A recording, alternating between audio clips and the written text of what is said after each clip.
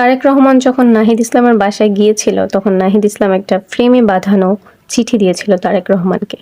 সেই চিঠিটি ছিল গণ অভ্যুত্থানে শহীদ হয়ে যাওয়া আনাসের। আনাস লিখেছিল, মা, আমি মিছিলে যাচ্ছি, আমি নিজেকে আর আটকিয়ে রাখতে পারলাম না, সরি আব্বুজান, তোমার কথা অমান্য করে বের হলাম, স্বার্থপরের মতো ঘরে বসে থাকতে পারলাম না।